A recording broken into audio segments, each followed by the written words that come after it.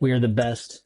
Man, if you would have heard right before we got on what he just said, holy smokes. Just a couple of encouraging words before we went live. You know me, Oh boy. just a great support coach over here. You know Uh, what? I will say that is something that's lost in this field. That like a lot of times in this field, you're kind of on an island and you don't have people to talk to, and or just like shoot the shit about like work. You know, sometimes you just it's nice to have somebody that is in the same field as you and going through the same things, and just somebody to vent to. So it's nice when we get this time at least like once a week to just kind of shoot it and have a little fun doing that. So that's one of the things that I do miss about coaching in person is the camaraderie of going through a session, maybe sometimes a yeah, tough session, and like you get it and I get it, and to have that dynamic of just us kind of, when you know what I equate it to? If you think back to like when you're in school and you're in the same class with your best friend and like you give each other the look across the room, just like it's about something crazy is about to happen, and you both have like know what that look means. And you're just like, all right, and you keep like cracking up. That was the vibe. I feel like a lot of the time when we would coach on the yes, floor, it's just like just goofy looks. that Yeah, took a while though. I mean, there was some, it's like any relationship. It's like love hate. I feel that with some of my coworkers. Hope you any of you from the spot are listening to this. Love, it's just a love and hate every time you have to like feel people out for the first time. This is clients too, right? And like sometimes it's always not the best fit, but you make it work. yeah. No, that's the tricky part about relationships, right? Is you want to get, especially professional relationships, is you ideally want to get all the friction out of the way so that Yeah. in this field, the client, and I think we had a good amount of that, the client just experiences again all the positive stuff, the Yeah. joking, the fun, the back and forth, the banter, alongside all of the professionalism and Yeah. experience that we bring. Otherwise, you just have two knuckleheads that are joking around, and the clients are at risk, are not going to meet their goals, or even worse, if you and I are at odds with each other, then the client's going to pick up on that right away, and that's Yeah. just toxic. So I mean, it's imperative, especially in this field. But we digress. You had a fun icebreaker. I'll let you set Yeah, it up. icebreaker for today is what is the most embarrassing fitness or gym moment that you'd be willing to share with everyone on the pod?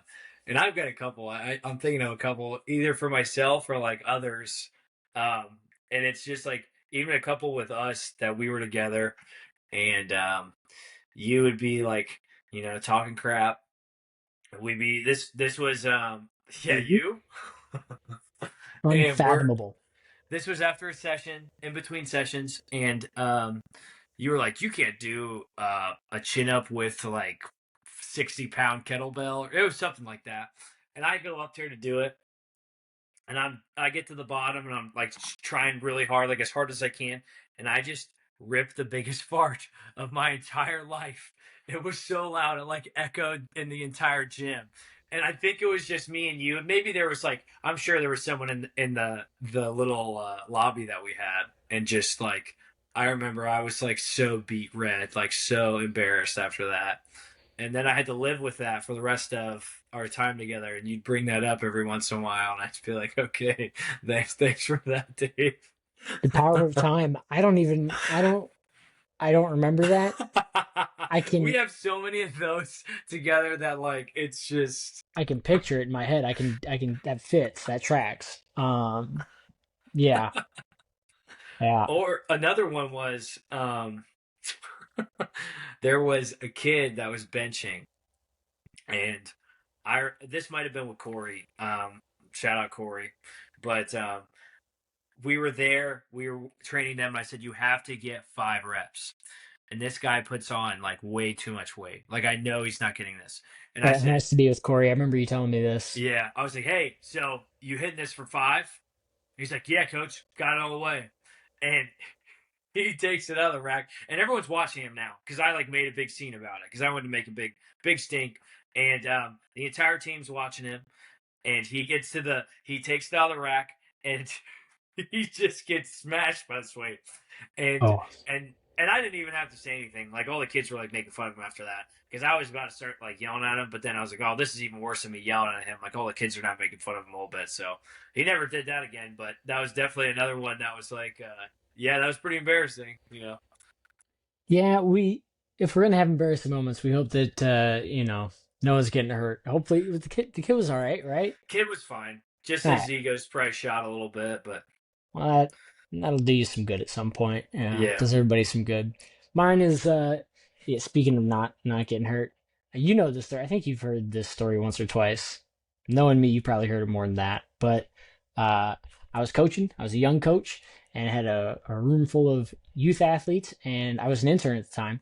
And there was a coach on the floor, and all the kids were like, "Hey, coach, can you lift this?" It was a trap bar, loaded up with about I think 315 on it, if I'm not mistaken. I said, "Hey, coach, can you lift this?" For those listening, I'm not a power lifter as we've established. So I look at it, and again, I'm coaching the session. It's not like I'm warmed up and in the middle of my lift. I go, probably not. Probably best if I don't. Trying to be, again, the session's not about me. It's about the athletes. The coach, the experienced coach on the floor at the time goes, "Yeah, coach, come on. What are you, chicken? Can't you lift that?" To I which wish I that was think me. I wish that was me. That was not me. to which most young guys will probably not back down from that. And I said, "All right, fine." So I hop in that trap bar, and like a cat on Halloween with its back arched, I get that bar a couple inches off the ground, Mm. set it down, take a knee, and the coach immediately felt bad for the peer pressure that he invited into that scenario. The kids, of course, got a good chuckle. Uh, and yeah, uh, here we are, a few months after that, I'm walking a bit better, and things are fixed and fine and what have you. But all that to say, don't let ego lifting get in the way ever. And don't let peer pressure get in the way ever. Learn my lesson there. Learn my lesson there. There you go. That's a good one. I mean, I can just picture you just like down on one knee, down on one knee, like, and all the kids are like, "Oh, is he okay?" Like, like, Yeah, oh, it was one of those, "Hey coach, you all right?" And it's like, don't talk to me. don't talk to me. Just everybody back up. Just everybody give me a minute. It was Oh bad. man, I got tons of intern ones. Man, there was a lot of times as an intern I was like really dumb. Like even like the couple times like we You would do no. we did No. trivia. We used to do trivia, and they would like you had to be. They would ask you questions about the company and like exercise and strength conditioning and stuff. And I think the person I was going against was a lot smarter than I was, and she still is a lot smarter than me. So if she's listening, I hope she knows. And Uh, we get into this, and I don't think I got a single question right. And she beat me like 2,000 to nothing. And I remember after that, I was like, what am I even doing? Like, what the hell? And that was, I forgot about that until you brought up the holy, interns. That holy was probably one moly. of the most embarrassed I've been in a long time, too. That was in college. Another one was with like a football team when I was at Miami in their internship. And I used to run their milkshakes and stuff. No, I need you to hold on.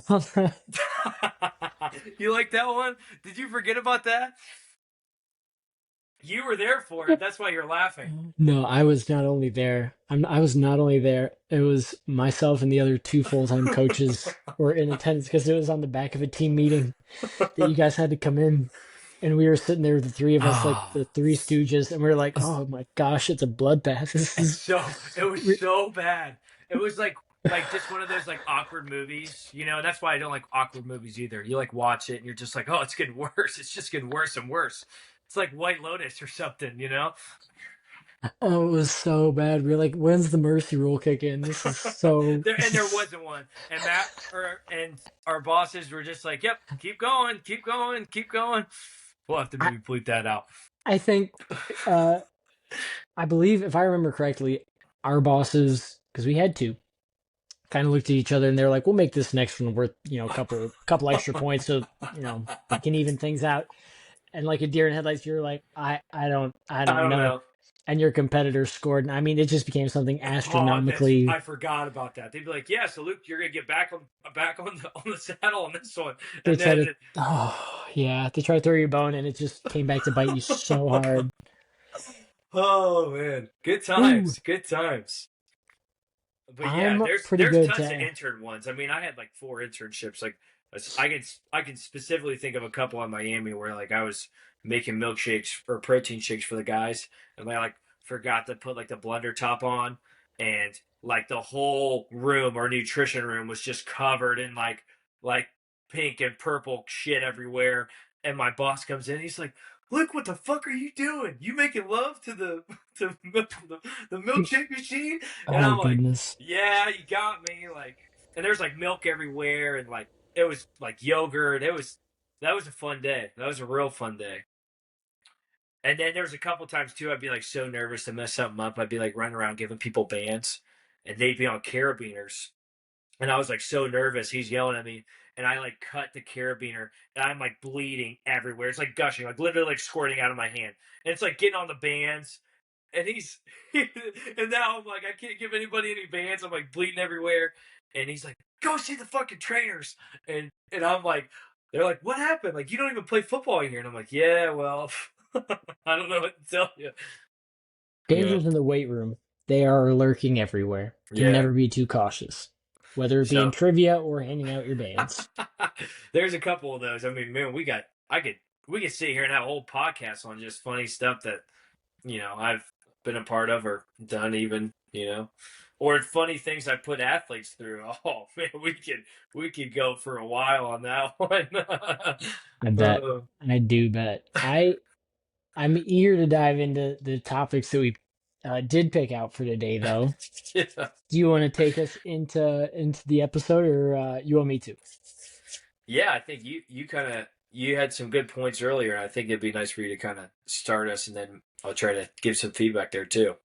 Yeah. So the things that I want to talk about today are when we get on a call or have a first meeting with, it could be a client, usually a client. You're not going to see this much in the athletic side of things. Yeah. Um, but the question comes up, how many days do you think I should be working out? And it's like, I don't know. That depends on a lot of things, right? Yeah. Like, what does our schedule allow? What what is your work schedule like? Do you have a family that you have to spend time with? How many hours of sleep do you typically get in a night? What's your social life like? Like, what do you mean? Like, I mean, you can achieve a similar end with 3 days, 4 days, 5 days, or 6 days of training. It's a matter of what you have time for and what you can recover from. So, yeah, the question of like, how many days should I be? Or I guess the premise is the should or the timeline kind of questions. So the question I get is, how many days should I be working out per week? Depends on the goal, depends on the person.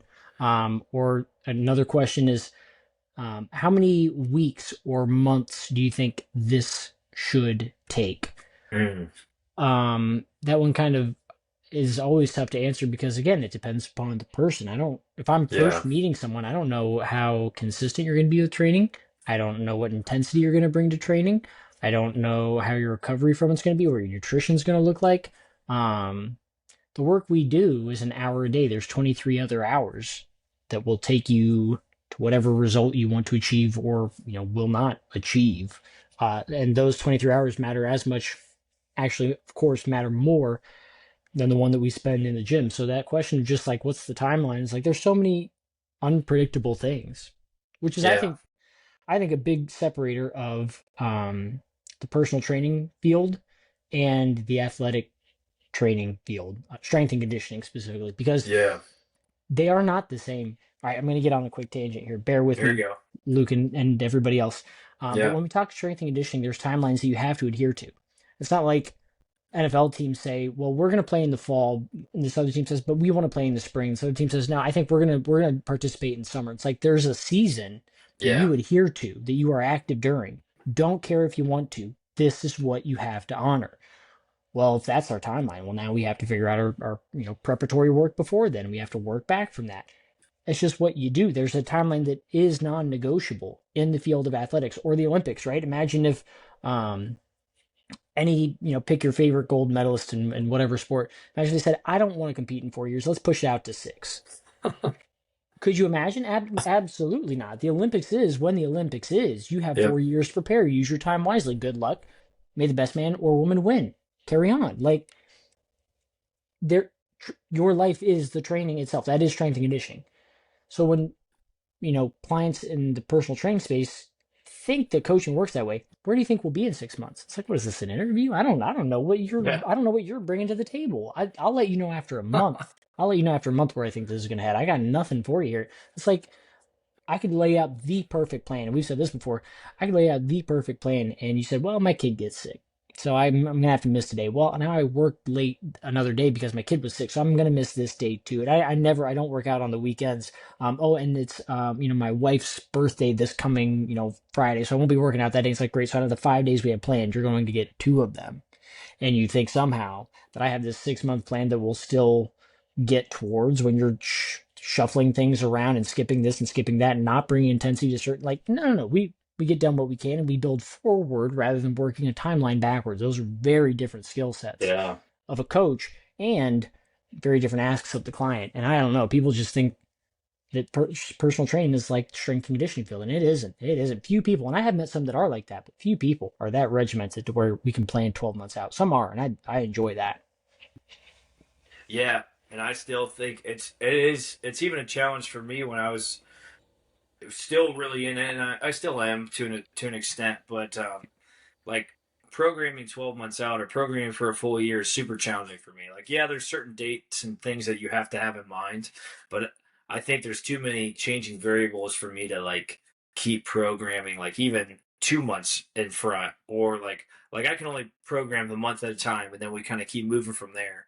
Like, I have ideas what I want, but there's too many things going on, and sometimes like you get this is a perfect example. I've been working with the Otterbein men's football team, and they they're pretty short on guys for the spring. So like you have a plan in mind of like what you think is going to be appropriate for them, and then the amount of volume that they get into during spring ball is ridiculous because there's only a certain amount of them, so they're getting more reps than they've ever got ever in spring ball. So now the ability for them to keep making the same gains that you thought they would in the weight room is drastically changing, and I could never see that really coming the way that I thought it would when we got to like almost the end of the spring. So yeah, Yeah, I mean, athletics can. I don't, with my spiel there, I don't mean to say that the athletic field doesn't allow for pivots because it absolutely no, does. no, It no. has to. Um, But but there's certain things in place, right? There's certain things that you have to hit, and this is day one in August. Like you have to be ready for that, and you have to program according to that. That's going to happen, or like a fighter or something, right? Don't they have like they do those like 8 weeks out or whatever, or like 12 yeah, weeks, and like this is like you are preparing. Everything is preparing you for this time, and you have to be ready for this. Not a lot of personal training clients have that unless it's like, hey, I'm getting married and this is the date. Like, I need to look nice for this date. And I've had that a couple of times, and it's like, oh, okay, so that's only a month away. You know what I mean? Like, there's some of that too, where you know, that's the other half of the pod that we are going to get into, which is the motivation that people bring to it, and I do want to lean into that. yeah, But before we do, I think the whole point of timelines comes down to setting expectations and leveling expectations. yeah, Because I've had a number of people that I've talked to and said, what do you expect to be the outcome by the end of this month? Let me ask you that. mm. And they say, oh, I don't know. Yeah, I think, in 1 month, I'd like to be down about 30 pounds. And it's like, okay, well, I'm gonna stop you right there. That's not, that's not gonna be a reality, right? Or if you have someone, let's say they're, again, arbitrary example here, let's say they're 120 pounds, they want to get to 110 pounds. Again, a smaller female client, let's say as an example, you and I both know that 10 pounds is not going to come off easy. Oh No, boy, it no will be way. a fight to get those 10 pounds off. Now, if I have a client that's a male client, a younger male client that's about 250 and wants to get to 240 all day long, we can do that in a month. We Yeah, can do that in a month. But I think it comes down to really level setting, right? So to your point of, well, where do you want to be in a month? Let's say, they have this wedding in a month. And it's like, well, I want to be shredded with a six pack and I want to have big shoulders and arms and chest. Great, understood. What is our body fat percentage at? Well, I'm at about 30% body fat. And it's like, we're not getting there in a month. No way, shape, or form if we're at 30% body fat now, we're going to go to a shredded six pack in a month. That's not going to happen. But if you're at 12% body fat and we need to get to 10%, 8%, we can maybe make the scale move a bit here, and again, in fighter style, really cut off some water weight there come the big day. But to think we're going to have total body transformation in a month, no, no, we need to meet somewhere in the middle. And Yeah. that level setting, that expectation setting is so important. And I think simpler on the athletic side, right? Because again, what's the expectation? To be ready to go into season. I mean, in theory, at the end of the last season, you're ready to go into the next. You might need a bit of recovery time, but I mean, it comes down to how skilled are they, and continuing to either build or maintain strength. Not saying strength and conditioning is easy. I'm not saying that, but the tangibles of personal training are just so unreal. The expectations, I should say, are so Yes. unrealistic. Whereas in the strength and conditioning field, it's very understood.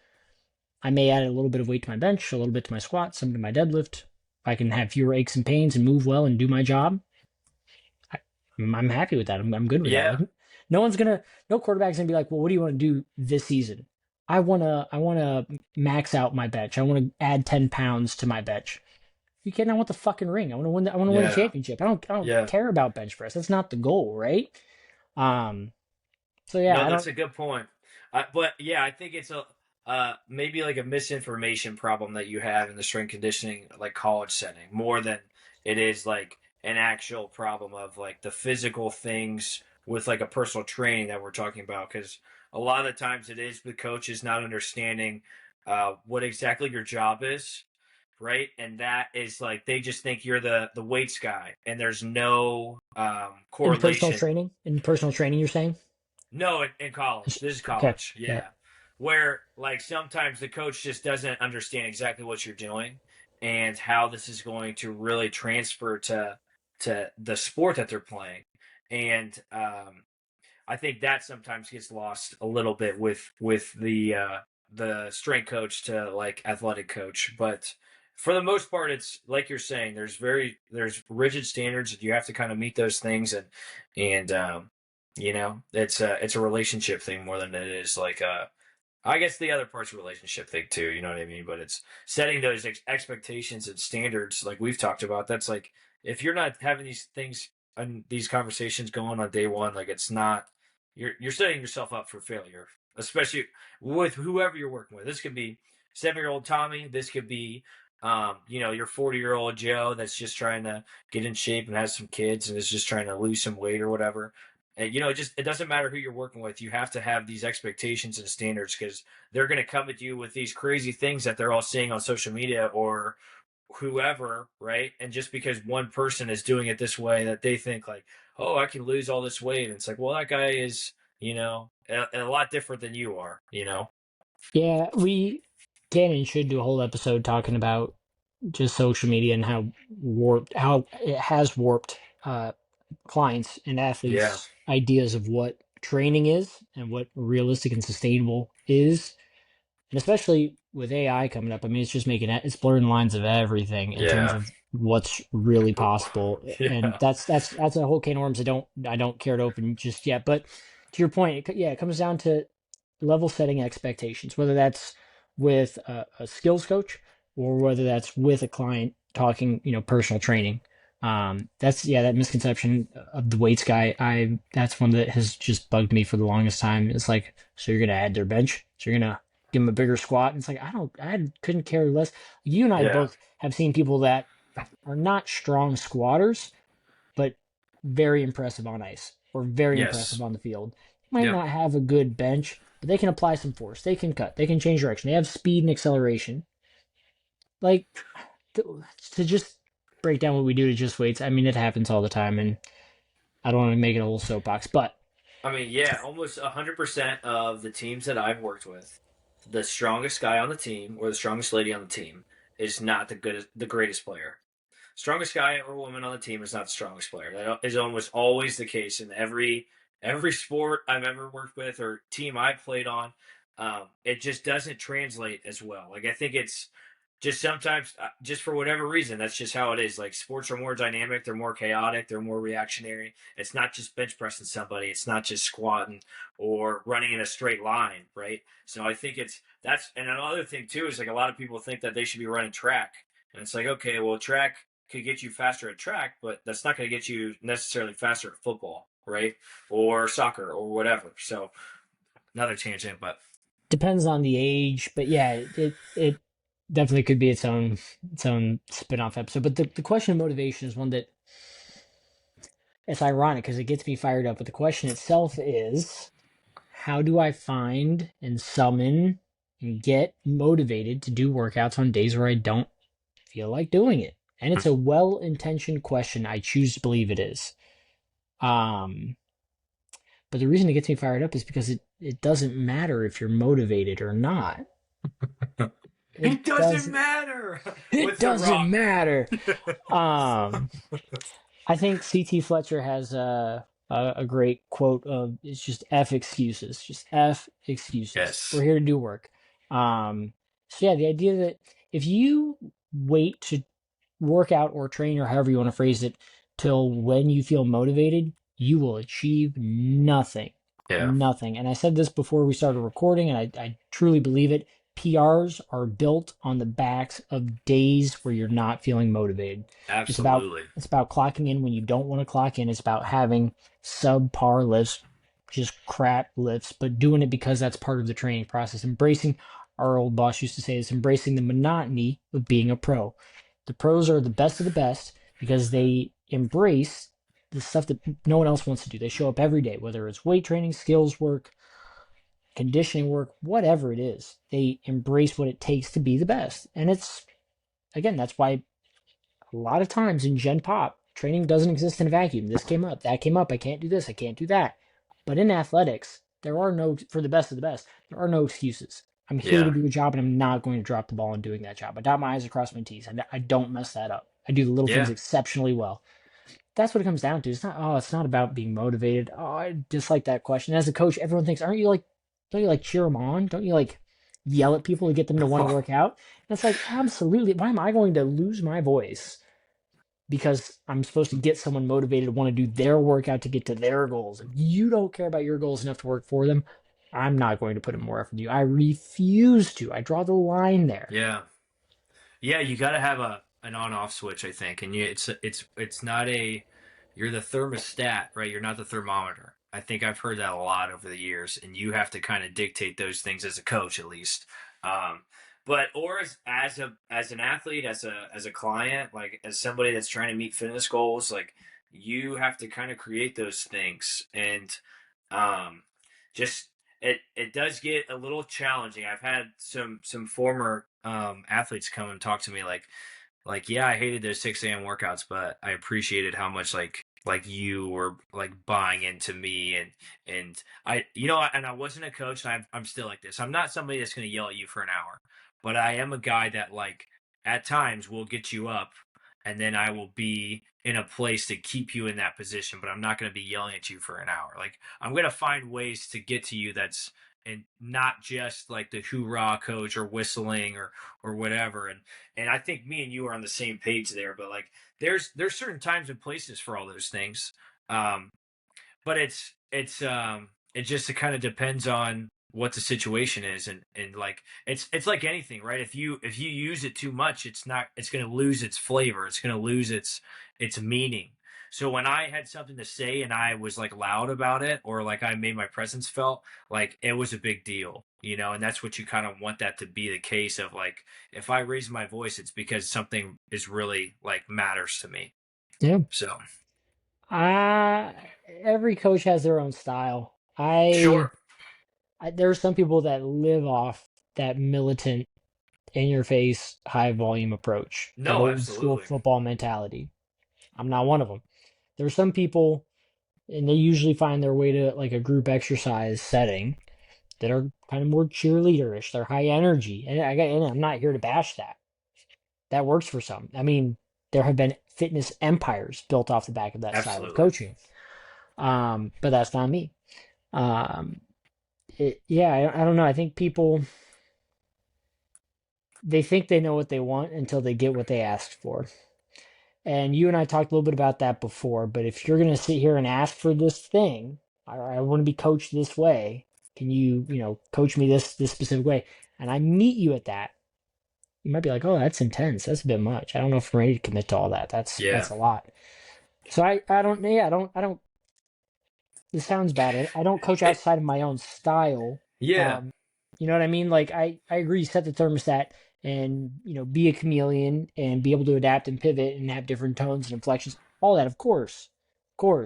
But I'm not going to sit here and be like, all right, Dave, you're going to coach the football team. So you got to go coach them, like you're 40 years old and have done this for the past 2 decades of your life. And you got to, yell at them and get in their face. Sure. Like, come on. No, no, what are we doing?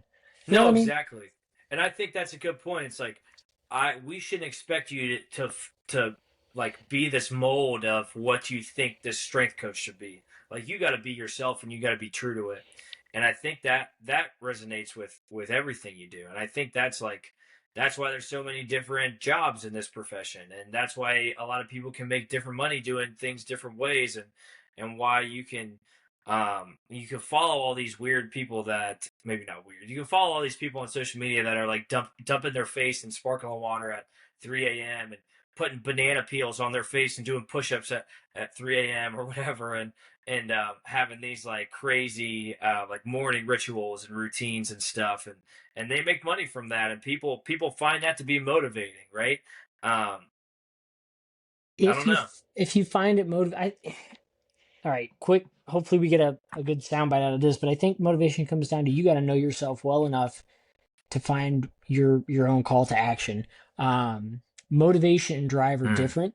You should always have the drive to want to achieve something, right? Whether that's athletics or personal training, motivation will come and go, but that drive should always be there. So if you're just waiting and there's a difference between drive and motivation and energy, right? Those yeah. are again three different dimensions of the same. Do I feel motivated to work out? So you may feel motivated, you may not. As your coach, I do not care. Mm, And as let's as the person that has to work out, does your future self care that you don't have the energy or motivation? No, your future self does not. They want you to be fitter, so you should be active. Again, if you're a parent, your kids want you to be fitter. If you have parents, they want you to be fitter. Find whatever motivation it is. Living longer, whatever. There's an endless amount of benefits to exercise. Find some call yeah. to action, whether it's watching a video. Ask AI to give you a motivational speech. I don't care, but it needs to get done. So find a reason, find a way, and get it done. Motivated or not. Yeah. No, that's very David Goggins of you. I feel like he's the same way, man. Even though he's He just like leans into the stay. suffering far more than me. He leans into that Yeah, stuff he so leans into hard. the suffering a little bit, but I think it's also like you just got to do some hard things, and you just got to do it. Just like Nike, man. Like just do these things and make it happen, because that's the real motivator. Is like, I mean, now we've been working together for a long time now, and there's a lot of times where it's like life's hard, life's too busy for me to be posting and doing these things outside of my normal day to keep promoting the podcast, to keep posting things up, and trying to keep us informed in those things, and you can easily lose that stuff and be like, oh, I'm not seeing the results I want, and those kind of things. And it's like peaks and valleys too, and that's just training in life. And I tell my clients that too, and it's you just have to keep coming consistently, and then through the consistency, that's where the real change is made. And it's not a motivation, it's consistency, and then driving intent, like the two things that we talk about a lot. And I tell all my teams, all my athletes, all my clients, like consistency and intent are the two things that are going to carry us to where we want to be. And that can only be like if we get a fraction of a percentage better than what we did last time, that's fine with me. You know what I mean? You came and you did the work, and that was what the result was. And just being there is more than half, you know. Absolutely. Absolutely. We appreciate your listenership. We're looking forward to seeing you guys on the next episode. Anything else to Yeah, add, Luke?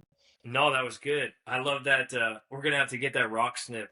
It doesn't matter. It doesn't matter if you're motivated. The Rock doesn't care. Cool. All right. Well, we'll see you all later. Three, two, one. Top tier.